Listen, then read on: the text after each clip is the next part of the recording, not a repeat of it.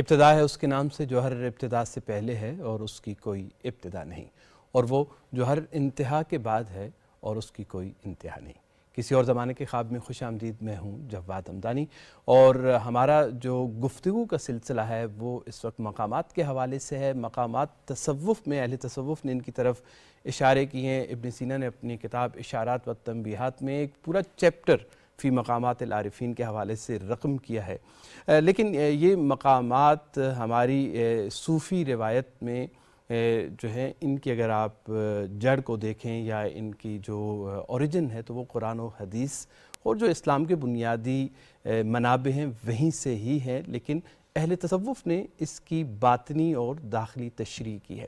آج ہم مقام تقویٰ کے حوالے سے بات کریں گے۔ تقویٰ کی تعریف تو اس سے پہلے ہم پروگرام میں کر چکے ہیں۔ ظفر اللہ خان صاحب، پروگرام میں خوش آمدید۔ ادا سائیں، آپ تقویٰ کے حوالے سے ایک ابتدائی گفتگو کر چکے ہیں۔ ایک اہم سوال وہ یہ کہ یہ مقام، چونکہ مقام کے بارے میں یہ کہا گیا کہ مقام ہے ہی وہ جو کہ حاصل کیا جاتا ہے، اکتسابی ہے، کسب کیا جاتا ہے۔ تقویٰ کا حصول کیسے ممکن ہے؟ بسم اللہ الرحمن الرحیم۔ رب اشرح لی صدری ویسر لی امری، اللہم صلی علی محمد وعلی آل محمد وبارک وسلم۔ مسلمان جو اللہ کی حضوری میں جانا چاہے، دین کی باطنی جو روحانی تعبیرات ہے ان کو اختیار کرنا چاہے، اس کو ہم سالک کہتے ہیں۔ اور وہ سالک جب اس راستے پہ چلتا ہے کہ دنیا کی ہر شے چھوڑ دے، ما سوا کو چھوڑ دے اور اللہ کی حضوری میں چلا جائے، اس سفر کو ہم سفر کہتے ہیں۔ طریقت کا سفر، عرفان کا سفر، سلوک کا سفر۔ اب اس میں اس کو کچھ پڑاؤ ملتے ہیں، کچھ اسٹیشن ملتے ہیں، کچھ مقامات ملتے ہیں۔ یقیناً اللہ کی حضور کی منزل بہت بڑی ہے، بہت دور ہے۔ دور سے مراد روحانی سینس میں ہے، ویسے تو اللہ ہماری دور بھی ہے اور قریب بھی ہے۔ تو اس وجہ سے اس کو کچھ محنت کرنی پڑتی ہے، اور محنت میں سب سے پہلے تو ہم نے ذکر کیا کہ وہ پہلے یہ طے کرتا ہے کہ اے اللہ میں نے آپ کے پاس رہنا ہے اور میں نے آپ کے سوا ہر شے کو چھوڑ دینا ہے۔ ہر وہ شے میں نے چھوڑ دینی ہے جو آپ کو ناراض کرے، ہر وہ میں نے اختیار کرنی ہے جو تمہیں راضی کرے۔ یہ مقام توبہ ہو گیا۔ جب مقام توبہ سے وہ آگے بڑھتا ہے تو وہ اگلے پڑاؤ پہ جاتا ہے۔ اگلا پڑاؤ اس کا یہ ہے کہ وہ اللہ کی ہر وہ چیز جو ناپسند ہے خدا کو وہ چھوڑ دیتا ہے، ہر وہ شے جو اس کو پسند ہے وہ اختیار کر لیتا ہے، اور وہ خدا کے ایک نفسی شعور میں رہتا ہے ہر لمحے۔ تقوی کے مفہوم کو ہم اس سینس میں لیتے ہیں کہ ہر لمحے اس کو شعور رہتا ہے کہ خدا ہے۔ تقوی خوف کے معنی میں نہیں لیتا، لیکن ایک مفہوم خوف کا ہے یقیناً اللہ کا، لیکن اللہ کا حیا کرنا، اللہ کی بات کو ہر لحاظ سے قبول کرنا، یہ ساری چیزیں اس میں شامل ہیں۔ ہم نے اس کی فنی بحثیں کچھ کر لیں، اور اب ہم دیکھتے ہیں کہ جب آدمی یہ چاہتا ہے کہ مجھے اتنا اللہ کا حیا ہو جائے کہ میں ہر اس کی بات مان لوں اور ہر وہ بات جو اس کو ناپسند ہے میں چھوڑ دوں، تو وہ کیسے کرتا ہے؟ سب سے پہلی بنیادی بات تو ہمارے ہاں جو کہی جاتی ہے کہ محبت میں اطاعت شرط ہے۔ آپ کسی آدمی سے محبت کرتے ہیں پھر اس کی بات نہ مانیں، یہ ممکن نہیں ہے۔ آپ اللہ سے محبت کرتے ہیں اور اللہ کی بات نہ مانیں، یہ ممکن نہیں ہے۔ آپ نبی کریم صلی اللہ علیہ وسلم سے محبت کا دعویٰ کریں اور نہ اطاعت کریں، یہ ممکن نہیں ہے۔ یہ ایسے ہی ہے کہ بچہ باپ سے کہے، باپ پانی مانگے کہ بیٹا گلاس پانی دے دو، اور بیٹا کہے بابا مجھے آپ سے بڑی محبت ہے، لیکن پانی نہ دے، تو عملی اظہار کر دیا کہ محبت مجھے نہیں ہے آپ سے۔ تو تقویٰ کے راستے میں چلتے ہوئے سب سے بڑی بات، سب سے پہلا بات یہ ہے کہ اللہ پاک نے جو احکامات دیے ہیں، جو باتیں کمانڈمنٹس ہیں اس کی، کہ یہ کرو یہ کرو، اس کو صحیح۔ اچھا، جب تقویٰ کی ہم بات کرتے ہیں اور مقام تقویٰ، تو چونکہ افراد، ان کے مزاج، ان کے طباع مختلف ہیں اور ان کی ذمہ داریاں بھی معاشرے میں مختلف ہیں، کیا سب کے لیے تقویٰ کا ایک ہی معیار ہے، یا طبقات کے لحاظ سے اگر دیکھا جائے تو اس میں ہمیں صوفیاء کے ہاں سے کیا رہنمائی ملتی ہے؟ میرا گزارش ہے، اگر آپ اجازت دیں تو ابھی میں نے ایک کہا کہ ایک چیز ہے تقوی کے حصول میں 2-3 چیزیں کہے تو میں اور عرض کروں. ضروری ہے بالکل. پہلی بات تو یہ ہے کہ وہ جو اللہ نے کمانڈز دیے ہیں کہ یہ کرو یہ کرو یہ کرو وہ کرے. اور دوسری بات یہ کہ جن چیزوں سے اللہ نے منع کیا ہے نواہی جو ہیں جو نیگیٹو پروہیبیشنز ہیں ان کو وہ چھوڑ دے. ایک ایک مثال دیتے ہیں. اللہ نے حکم دیا کہ نماز پڑھو صدقہ کرو وہ کر لے. اللہ نے کہا کہ یہ گناہ نہیں کرنا وہ چھوڑ دے. اللہ نے کہا غیبت نہیں کرنی وہ چھوڑ دے. تیسری بات یقیناً نبی کریم صلی اللہ علیہ وسلم کی ایسی احکامات ہیں جو آپ نے حکم دیے ان کو مانیں, جو آپ نے کہے ان کو چھوڑ دے. اس سے جب آگے انسان بڑھتا ہے تو پھر اس کی سماجی رسپانسبلٹیز شروع ہو جاتی ہیں. وہ دل کو اتنا پاک کرنے کی کوشش کرے کہ جس میں وہ ہر ایک سے محبت کرے, ہر ایک کی بھلائی کرے, اور اس بھلائی کے نتیجے میں وہ اپنا مال خرچ کرے گا, اپنا ٹائم اس کے اوپر خرچ کرے گا, یہ کرے گا. اور ایک پوائنٹ اور اس میں ہے کہ ہر وہ چیز جو شک میں ڈالے اس کو چھوڑنا ہے. یہ ایک فرق پڑتا ہے. بہت سارے لوگ جو ہیں وہ باقی کام تو کر لیتے ہیں, لیکن جو صوفیانہ تعبیر ہے ہم اس کو تقوی میں یہاں تک لے جاتے ہیں کہ جو چیز آپ کو تھوڑا شک کر رہی ہے نا کہ یہ صحیح ہے یا نہیں, اس کو آپ نے چھوڑنا ہے. حالانکہ شرع میں فقہ میں اس کی اجازت ہے, ممکن ہے اجازت بھی ہو. نہیں اجازت ہے اس کی. دیکھیں ہم نے اپنے تئیں ایک طے کرنا نا, ایک چیز کے بارے میں ہمارے کو معلوم نہیں ہے, ہمیں اس بات کی اجازت دی گئی ہے. یہ کوئی کسی مثال سے یہ بات سمجھائی جا سکتی ہے, بڑی ضروری. بڑی ایک آدمی کو یہ پتہ نہیں چل رہا کہ نماز پڑھتے ہوئے اس نے رکعتیں 4 کر لی یا 3 کر لی. وہ گمان کرے گا کہ میں نے 4 پڑھی تو 4 ہو جائیں گی. اس کو ہمارے فقہاء نے بالکل کہا کہ نماز آپ کی پوری ہے.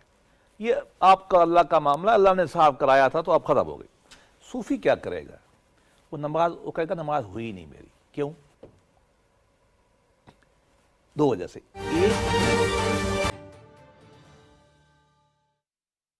فقہ کی قضاوت ظواہر پر. ہاں, ایک آدمی ہے اس کا نام اللہ بخش رکھا ہوا ہے اپنا, وہ کہتا ہے میں مسلمان ہوں اور یہ چیز حلال ہے. ہمیں فقہاء نے یہ کہا ہے اور بالکل صحیح کہا ہے کہ اب آپ نے آگے نہیں جانا. تفتیش آپ نے نہیں کرنی, تحقیق کی ضرورت اب نہیں ہے. بالکل کیونکہ دیکھو آپ نے بظاہر اللہ کا حکم ماننا نا, وہ مان لیا اس نے, کہہ دیا مسلمان ہے گواہ یہ کافی ہو گیا. اس نے ظن رکھتے ہوئے آپ قبول کر لیا. صوفی نہیں کھائے گا, وہ احتیاط کرے گا, وہ جائے گا نہیں ادھر جب تک کہ وہ مطمئن نہیں ہوگا کہ یار یہ حلال. دیکھو ویسٹ میں ہے نا, مرغی کہاں سے آئی تھی, ذبح ہوئی کہ نہیں ہوئی, جھٹکا ڈالا گیا, کیا کیا گیا, اس کو چھوڑ دے گا. چونکہ مرغی کھانا لازم تو نہیں ہے, وہ سبزی کھا لے گا, دال کھا لے گا. تو وہ ایک چھوٹی احادیث مبارکہ میں نا اصل میں یہ اس کی بنیاد احادیث شریف سے ہے. چونکہ لاسٹ ٹائم یہ اشارہ ہو گیا تھا حدیث پاک کا, تو وہ میں اب اس کو بیان کر دیتا ہوں کہ یہ آیا کہاں سے ہے. جیسے آپ نے کہا نا ہم قرآن حدیث سے اٹھاتے ہیں. ایک حدیث شریف ہے جس میں نبی کریم صلی اللہ علیہ وسلم نے فرمایا کہ اللہ کے کچھ اوامر ہیں, اللہ پاک نے کچھ حکم دیے, نماز, روزہ, حج, عبادات, عقائد, یہ حکم ہے. یہ ایک چیز ہے. ادھر کچھ اللہ پاک کی نواہی ہیں کہ یہ نہیں کرنا, یہ نہیں کرنا, شراب نہیں پینا, جھوٹ نہیں بولنا, غیر مناسب جنسی تعلقات نہیں رکھنا, غیبت نہیں کرنی, دھوکہ نہیں کرنا, یتیم کو. یہ درمیانی ایک جگہ ہے. درمیان میں کچھ اللہ پاک کے ایک مثال دی گئی, جیسے بادشاہ کی چراگاہ ہوتی ہے نا, ہے وہ جائز علاقہ, آپ وہاں سے لے کر تو گھوم پھر سکتے ہیں, آزادی سے عمل کر سکتے ہیں. لیکن بعض اوقات ایک چراگاہ ہوتی ہے کسی کی, پاسچر جسے کہتے ہیں, جانور اس کے گرد چل رہا ہے, آپ کا خطرہ یہ کہ اندر چلا جائے گا اور کسی کی وہ باڑ کو توڑ کے اندر چلا جائے گا. حدیث شریف میں آتا ہے کہ ایسے جو چیزیں کچھ مشکوک ہیں, آپ ان کے قریب رہیں گے تو آپ کو خطرہ ہے کہ آپ اندر چلا جائیں گے, تو آپ مشکوک چیزوں کو قریب ہی نہ جائیں. سیدنا حسن کی ہم نے روایت, حضرت حسن ابن علی رضی اللہ عنہ کی روایت لاسٹ ٹائم ہم نے یاد کی تھی کہ آپ ہر اس شے کو چھوڑ دیں جس میں شک ہو. تو اس کو ہم ریپ اپ کریں گے کہ اللہ کی اطاعت سے شروع ہو کر تقویٰ کے حصول کے طریق, اللہ نبی کی اطاعت اور محبت, انسان سے محبت اور اس کا احترام, اس کی خدمت, جس میں بہت ساری چیزیں آ گئیں. اور آخر میں یہ ہے کہ ہر وہ شے جو آپ کے دل میں کھٹکتی ہے, چاہے وہ مذہبی ہے, خالص عبادات میں ہے, چاہے وہ معاملات میں ہے, آپ کو شک پڑ گیا کہ یہ چیز جو ہے حلال ہے یا حرام ہے, آپ کو شک پڑ گیا کہ یہ کام میں کر سکتا ہوں یا نہیں کر سکتا, آپ کو شک پڑ گیا کہ میں یہ کام کروں کہ اس کو تکلیف تو نہیں ہوگی اس سے, آپ کو چھوڑنا پڑے گا. صحیح. صحیح. اچھا، تقوی کے تقاضے مقام اور منصب کے لحاظ سے کیا ایک جیسے رہتے ہیں یا بدل جاتے ہیں؟ مثال کے طور پر اگر کوئی آدمی حکمران ہے، اس کے پاس طاقت زیادہ ہے، تو اس کے تقوی کا معیار ایک عام آدمی کے معیار کے برابر ہی ہوگا یا اس کے تقاضے اور اس کے تقاضے الگ ہوں گے؟ دونوں پہلو ہیں. آپ کے سوال سے پہلے میں یہ سمجھا تھا کہ کیا تقوی کی کیفیت ایک مقام پہ رہتی ہے، تو دوسرا میں پہلے اس کو عرض کر دوں ایک اشارے میں. تقوی بڑھتا کم رہتا ہے. ایک آدمی کا جو کیفیت ہے کبھی اونچی ہو جائے گی، کبھی کم ہو جائے گی. چونکہ ایک داخلی کیفیت اور طبع اس کی کے سند لحاظ سے. یہ ہے کہ نبی کریم صلی اللہ علیہ وسلم کے زمانے میں حضرت حنظلہ رضی اللہ عنہ ایک دن نبی پاک کی محفل میں بیٹھے، دل نرم ہوا، اللہ کی حضوری فیل ہوئی، گھر گئے، بچوں کے پاس، بیوی کے پاس رہے، کھیتی باڑی کی، جانور چرائے، تو ان کو احساس ہوا کہ میری ذہنی روحانی کیفیت تبدیل ہو گئی، وہ نہیں رہی جو پہلے تھی. نہیں تھی. وہ اپنی بیوی سے غالباً کہنے لگے کہ مجھے شک پڑتا ہے کہ میں منافق ہوں. اب سوچیں دیکھیں کس طرح یہ صوفیانہ سوچ ہاں ہم اس طرح بالکل، سے لیتے اپنا ہیں، محاسبہ اپنے اوپر چیک کیسے رکھا چیک ہو. کرتے ہیں. یہ فرق ہے نا ایک عام صوفی میں. حالانکہ یہ کہنا فقی لحاظ سے میرا خیال میں مناسب بھی نہیں تھا. بالکل صحیح. فقی کہے گا آپ نے کیوں کہا ہے، تو ٹھیک ہے مسلمان ہے، بس کلمہ پڑھ لیا. بالکل صحیح کہتا ہے صوفی، فقی جو ہے، میں بھی یہی کہوں گا. صوفی کہے گا کہ نہیں، یہ فرق کیوں پڑا ہے، سوچو تو صحیح، محاسبہ تو کرو. اس نے محاسبہ جب کیا تو اس کو احساس ہوا کہ شاید میں منافق ہوں. وہ اٹھا پریشانی میں. رستے میں سیدنا ابو بکر صدیق جا رہے تھے رضی اللہ عنہ. ان کو کہتا ہے ابو بکر مجھے لگتا ہے میں منافق ہو گیا. ابو بکر رضی اللہ عنہ نے پوچھا کیوں؟ کہا مجھے تو میری کیفیت بدل جاتی ہے گھر جا کر. انہوں نے فرمایا یار میری بھی یہ حالت ہے. اچھا، یہ مستند حدیث ہے، اس پہ کوئی کنٹروورسی نہیں اس حدیث پر. چونکہ نبی پاک نے پھر اس مسئلے کو حل کیا ہے، وہ بتانا ضروری ہے ہم سب کو. آگے گئے تو ایک اور صحابی مل گئے بڑے کوئی. انہوں نے دیکھا کہ دو بندے پھر رہے ہیں اور شکل سے پریشان لگ رہے ہیں، تو پوچھا. جب انہوں نے ایکسپلین کیا تو تیسرے صحابی چوتھے نے بھی غالباً یہی کہا کہ بھئی ہماری بھی یہ کیفیت ہے. وہ سب پریشانی میں نبی کریم صلی اللہ علیہ وسلم کی محفل میں پہنچ گئے. تو مطلب منہ اترے ہوئے ہیں، خوف میں ہیں، پریشانی میں ہیں. منافقت کا احساس ہونا کوئی آسان کام تو نہیں ہے ایک صحابی کے رسول کے لیے. میرے لیے تو شاید عام بات ہو، اللہ معاف کرے. صحابی تو یہ نہیں سوچ سکتا کہ میں کسی لمحے منافقت کی سٹیج میں رہوں نا. منافقت ہوتی کیا ہے؟ دوئی، بالکل. اللہ اور دو اللہ روئی. کے علاوہ کسی کو ملا دینا، یہی منافقت ہے نا. اندر کچھ اور ہے، باہر کچھ اور ہے. دوئی ہے نا. بالکل. ہاں، کہتے ہیں آپ اللہ والا ہیں، کب کہتے ہیں محمدی ہیں، اعمال ابو لہبی ہیں. کہتے ہیں آپ اپنے آپ کو حسینی ہیں، اعمال آپ کے حسین کے مارنے والوں کی ہیں. تو یہ ایک منافقت اس سینس میں. یہ کریم صلی اللہ علیہ وسلم کی محفل میں پیش ہوئے، کہنے لگے کہ یا رسول اللہ ہمیں لگتا ہے ہم منافق ہو گئے.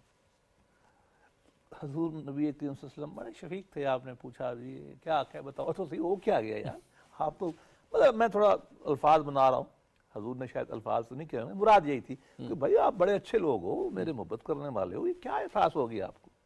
پیار سے کہا ہوگا شاید. تو انہوں نے فرمایا بھی ہمارے ساتھ تو یہ ہوتا ہے، آپ کی محفل میں ہیں تو بہت اونچے ہیں روحانی مقامات، بیوی بچوں گھر کاروبار میں جاتے ہیں تو نیچے آ جاتے ہیں. اب یہ دو باتیں آپ نے ارشاد فرمائی بڑی مختصر.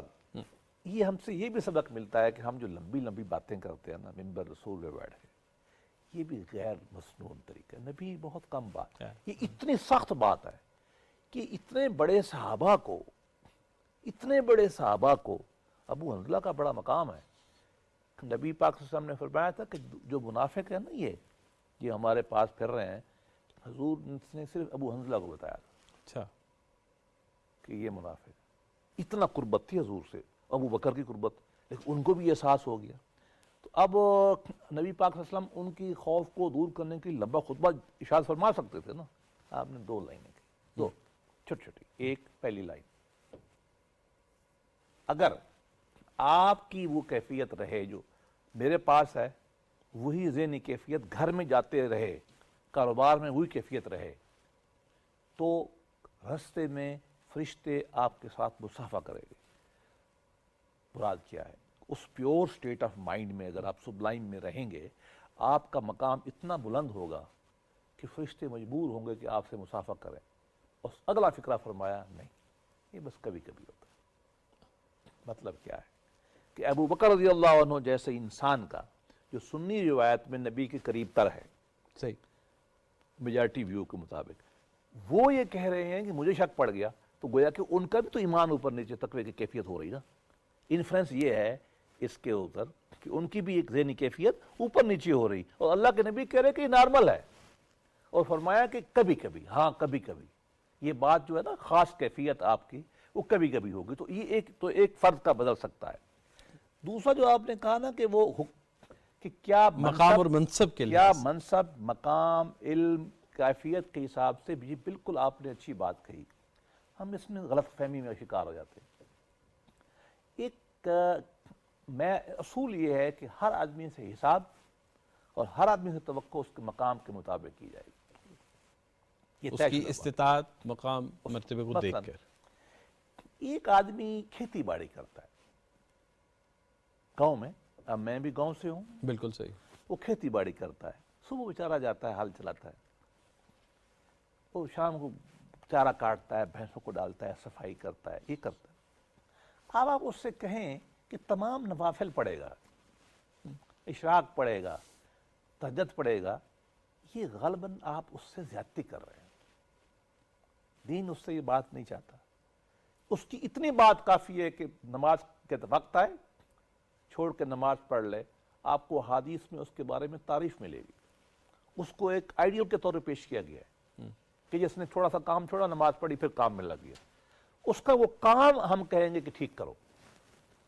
اس سے اچھا ایک عالم دین ہے جو مسجد مدرسے میں بیٹھا کوئی کام نہیں کرتا سوائے تدریس کے اور تفکر کے. اس سے ہمارا تقاضا ہے صوفی کا کہ آپ کو اب سنتیں پڑھنی ہیں، اب آپ کو تہجد بھی پڑھنی ہے، آپ کو تلاوت بھی کرنی ہے، اذکار بھی، درود شریف بھی پڑھنا ہے. یہ کام وہ اس سے نہیں کر رہے.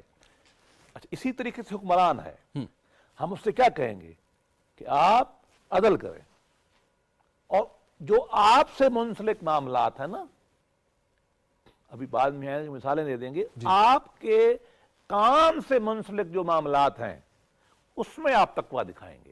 صحیح. یہ نہیں ہے کہ آپ عبادات میں تقویٰ دکھائیں، وہ تو ایک منیمم تو مسٹ ہے نا، وہ تو آپ چھوڑ نہیں سکتے ہر مسلمان، فرائض جو ہیں اس کے نواہی. باقی معاملات میں ہم اس سے کہیں گے کہ آپ اپنے مقام میں دکھائیں اور اپنے مقام تک دکھائیں. مراد یہ ہے کہ اگر آپ کا بڑا مقام ہے تو آپ کو معیار اونچا. مجھ سے اور میرے دفتر میں جو کام کرنے والا آدمی ہے نا، اس کا حساب ڈیفرنٹ ہے. کامن سینس ہے. اس سے ایک بنیادی حساب ہوگا، مجھ سے زیادہ بڑا حساب ہوگا. سپاہی سے اور حساب ہوگا، صدر مملکت سے اور حساب. اسی بات کا ہم اس سے توقع کرتے ہیں کہ زیادہ رسپانسبلٹی سے بیٹھے، وہ زیادہ اللہ کے شعور سے بیٹھے، زیادہ شکر کی کیفیت میں بیٹھے. اور عام آدمی سے ہم توقع نہیں کرتے. وہ بقول شاہ ولی اللہ رحمۃ اللہ علیہ، وہ مطلب کارل مارکس اور شاہ ولی اللہ غالباً ایک بات پہ متفق ہیں، مشرق کے بڑے اور مغرب کے بڑے. وہ کہتے ہیں جو آدمی کھانے میں لگا ہوا ہے، کمانے میں، بچوں کا پیٹ یہ بھی تو ایک عبادت ہے نا. بالکل. ہمیں تو اس کو عبادت نہیں بنایا نا، رزق تلاش کرنا عبادت ہے. بالکل صحیح.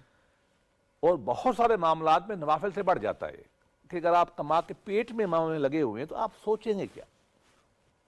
اس سے توقع نہ کرو کہ اس کی تقوی کی کیفیات بلند ہوں گی. تو یہ اس بات کا جواب مختصراً یہ ہے کہ ایک آدمی کا تقوی بڑھتا کام ہوتا رہتا ہے، کیفیات کام بڑھتی رہتی ہیں، اور مختلف مقامات پہ جو بندے بیٹھے ہیں ان سے تقوی کی مختلف توقعات ہیں. اب مثال کے طور پر کسی شخص کے پاس اختیار زیادہ ہے، اقتدار ہے، وہ حاکم ہے، تو پھر اس سے کیا توقع ہے کہ وہ کیا کرے؟ ہمیں اس حوالے سے تاریخ اسلامی میں کیا رہنمائی ملتی؟ حکمرانی کا تصور ہمارے ہاں امانت کا ہے کہ خدا کی طرف سے آپ پہ امانت ہے. امانت میں خیانت نہیں کرنی، اور امانت کو لاء میں ہم کہتے ہیں فائیڈوشری ریلیشن شپ، مطلب اونچے مقام پہ جا کے احتیاط کے ساتھ کام کرنا ہے. میں اب اس کی مثال دوں. حکمرانوں کے پاس ایک چیز ہوتی ہے وسائل، پاور بھی ہے، وسائل بھی ہے. وسائل سے مراد ہے کہ آپ کے پاس اپنا بیت المال ہے، آپ کے پاس ٹریجری ہے، خزانہ ہے، ریسورسز ہیں، گاڑیاں ہیں آپ کی جو آپ استعمال کرتے ہیں، جو بھی جہاز ہیں آپ کا کے سینس میں. سیدنا عمر رضی اللہ عنہ کے بارے میں ایک روایت آتی ہے، کہیں کسی محفل میں آپ کو دودھ پیش کیا گیا، آپ نے پی لیا. آپ کو شک پڑا کہ میں نے پتہ ہی نہیں ہے دودھ کہاں سے آیا. کوئی ایسی محفل ہوگی پتہ، تو آپ نے کسی سے پوچھا یہ تھوڑا دودھ مختلف ہوگا، ان کو شک پڑا کوئی چکر کیا ہے. تو آپ نے مجھے کدھر سے آیا دودھ؟ تو لوگوں نے بتایا کہ وہ ایک اسٹیٹ کا ادارہ ہے، ایک کوئی چراگاہ وغیرہ ہے یا اسٹیٹ کے کوئی جانور ہے، یہ ہم ادھر سے دودھ لائے تھے. اب حضرت عمر رضی اللہ عنہ کو یہ پرابلم پیدا ہو گیا ذہنی طور پر کہ پتہ نہیں یہ سرکاری دودھ ٹھیک بھی لائے ہیں کہ نہیں. اور میں تو حکمران ہوں، وہ اسٹیٹ کے انچارج تھے نا وہ، کہ اس میری چیز کا جو میں انچارج ہوں، چاہے عوام کی ہے، مجھے اس کا انچارج بنایا گیا نا. یہ تھی نا ہمارا کانسیپٹ تو یہ ہے، یہ جانور بکریاں عوام کی ہیں، میں اس کا انچارج ہوں. اور وہاں کے مقامی جو گلا بان تھا، اس نے جو دودھ کہیں دیا، پتہ نہیں سفر، مجھے یاد نہیں کہ سفر میں جا رہے تھے یا کیا تھے، آپ کو اتنی پریشانی ہوئی دودھ پینے کے بعد کہ یار میں تو نہیں پینا چاہیے تھا، مجھے ڈائریکٹلی انڈائریکٹلی مجھے اسٹیٹ کے ریسورسز سے فائدہ نہیں اٹھانا، استعمال نہیں کرنا. اور حالانکہ غالباً وہ اس طرح کا صورت حال ہے کہ کوئی واضح چوری تو نہیں کی تھی آپ نے، زبردستی تو نہیں لائے تھے، وہ گلا بان نے دیا. اور یقیناً اس زمانے کے گلا بان بھی ایک دینی شعور رکھتے تھے. کہتے ہیں کہ آپ اتنے پریشان ہوئے، اتنے پریشان ہوئی کہ وہ دودھ جو ہے پریشانی سے آپ سے باہر نکل گیا. تو یہ خوف کا عالم، احتیاط کا عالم ہونا چاہیے جو ہمارے حکمران ہیں کہ ہم نے ریاست کی چیز کو کیسے استعمال کرنا. اچھا، اس کے مقابلے میں جو ریاست کے اہلکار ہیں، جو ملازم ہیں، ان سے کیا اچھا، مجھے ایک اور بات یاد آ رہی، چونکہ حکمرانوں پہ ہم بہت تنقید کرتے ہیں تو ہم ایک اور مثال دے دیتے ہیں کہ بعد میں کیا ہوا. آپ کے بارے میں کہا یہ جاتا ہے کہ ایک دفعہ انسپیکشن کرنے گئے، انسپیکشن کہاں کی؟ اپنے بیت المال کے ایک حصے کی جہاں کچھ ممالک سے کستوری آئی ہوئی تھی. خوشبو نہیں ہوتی؟ خوشبو کستور غالباً آئی ہوگی سینٹرل ایشیا سے، کستوری وہاں سے آتی ہے. یہ مسلمان فتح ہو چکا تھا ولید کے زمانے میں، یہ سارا جو ہے کستوری وہاں گئے اس خوف سے کہ میں جب سونگھوں گا کچھ میں اس کو استعمال ہو جائے گی کستوری خوشبو. تو آپ نے اپنے ناک پہ منہ پہ کپڑا رکھا اور کہا کہ میں اندر نہیں جاتا، یہ نہ ہو کہ اس کے مائنر یہ استعمال ہو جائے جن پہ میرا حق نہیں ہے، جن پہ میرا حق نہیں ہے. تو مسلمان جو ہے حکمران، اس کا جو مقام احساس ہے وہ بہت بلند ہے کہ اللہ کا احساس اس کو اتنا ہوگا کہ وہ جو اس کے ذمے امانت لگائی گئی ہے عوام کی، اس کے اندر وہ